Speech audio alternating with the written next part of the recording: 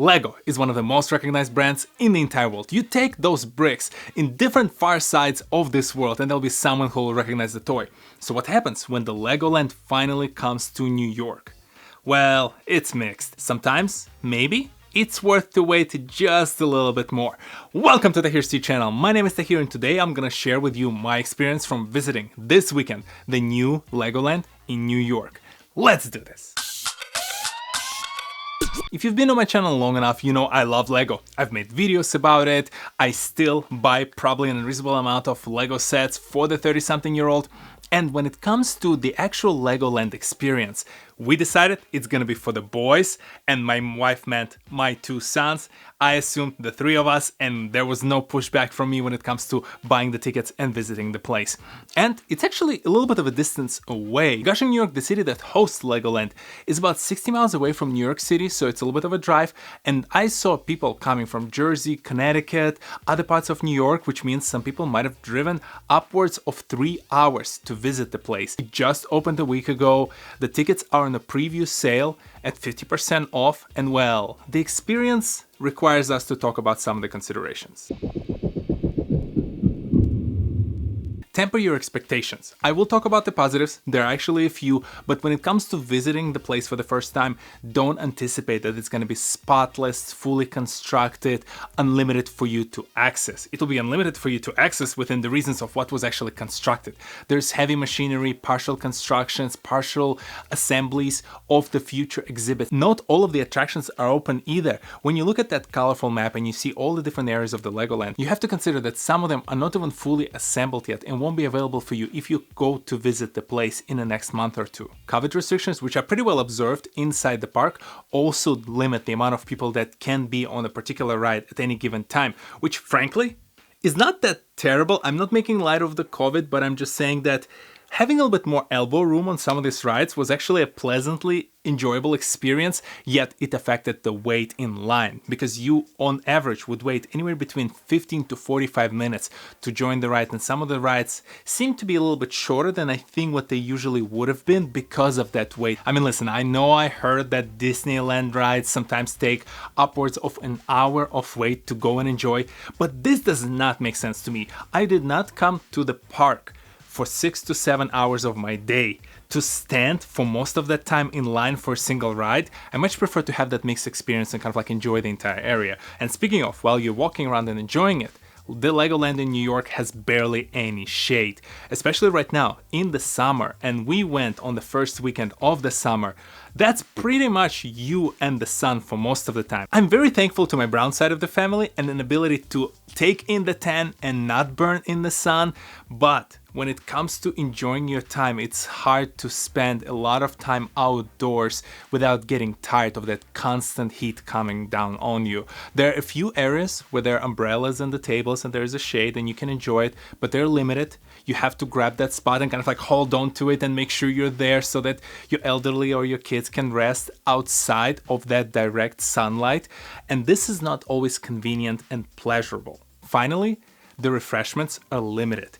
There are plenty of spots which clearly are future refreshment locations or some sort of like snack bars and restaurants that are yet to be finalized, constructed, or maybe the staff is yet to be hired for those locations. So you're limited down to 2 locations throughout the entire park where you can buy this $18 cups that grant you unlimited refills from soda fountains, water fountains, and different kind of like slushing machines and things that you can keep your kids and yourself entertained while waiting in line for the next ride. They do allow you finally to bring the snacks. I heard during the first few days they would actually restrict you from bringing your own drinks and your own snacks, but then they realized that all these people coming in have nowhere to eat with except of these 2 refreshment areas and the restaurant and the snack bar at the very entrance of the Legoland. So now temporarily they do allow you to bring some of the things with you, but please keep in mind that I fully anticipate they completely ban that once some of the other locations open up. So yeah, there are quite a few things going on, a few small or large inconveniences based on what kind of tolerance you have, whether it is the sun, lack of the snacks, or some of the things being partially open or under full construction, kind of like have scaffolding around them. Yet there are a few bright spots that you should consider before weighing the decision whether you're gonna go right now or wait for a few months.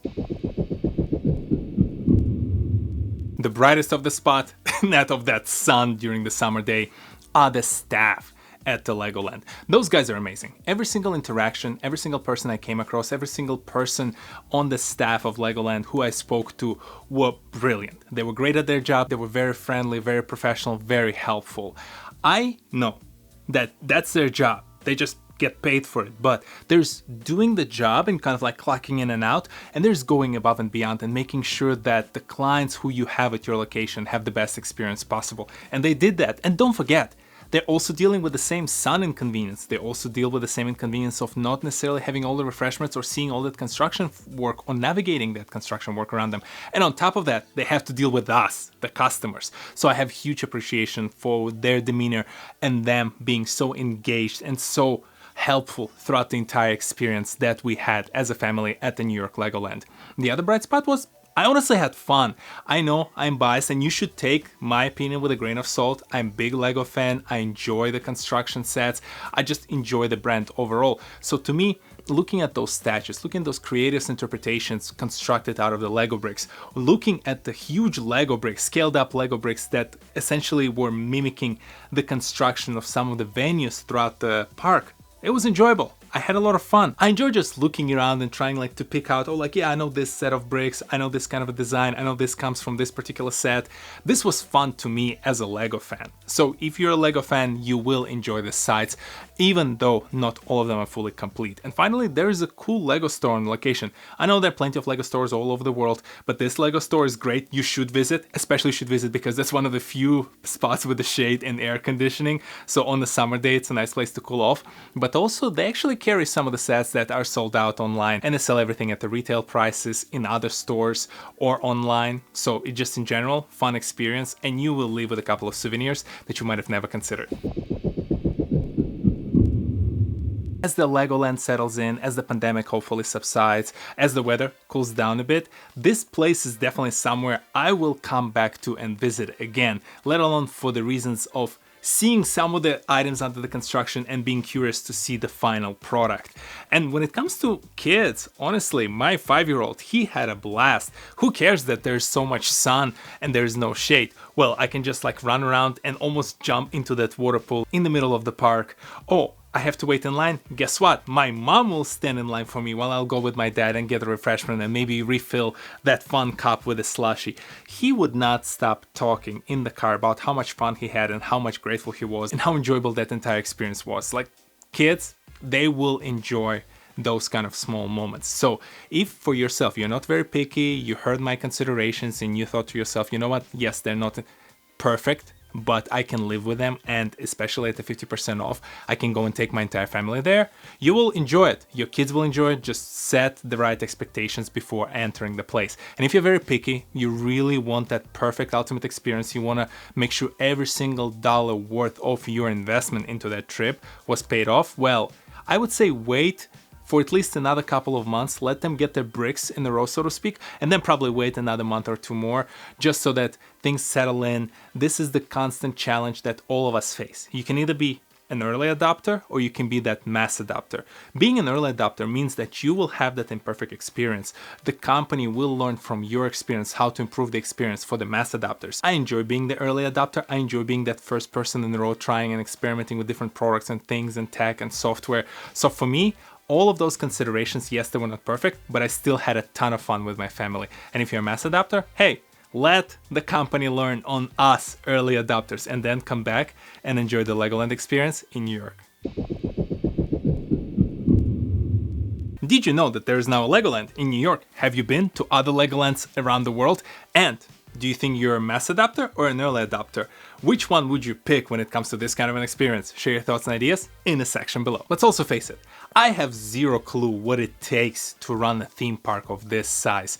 I'm sure it's costly, I'm sure it's operationally challenging, so you kind of need to get some of that revenue through the doors and learn from the mistakes that you will make with the first set of people, with those early adopters. So I don't mind it. Yes, it wasn't perfect. Yes, I would want to see more. I would want to experience more. I would want to have less of sun, but ultimately I'd had fun. The only item that I would propose is that I think all those early adopters, the preview visitors who got the 50% off to the tickets, should also get 50% off from their next visit when the park is fully complete. yeah, that's my pitch for anyone from Lego if you guys happen to come across this video and watch it. While for the rest of you, if you're curious about other interesting spots and places that I visit, or curious to learn about other people who I find inspirational, tech and product, I talk about a lot of random things. Well, I'm here every Saturday at 10 a.m. Eastern. Hit that like button, hit that subscribe button, share this video with some of your friends. Here are a couple more videos for you to enjoy, and I'll see you in the next one. Peace.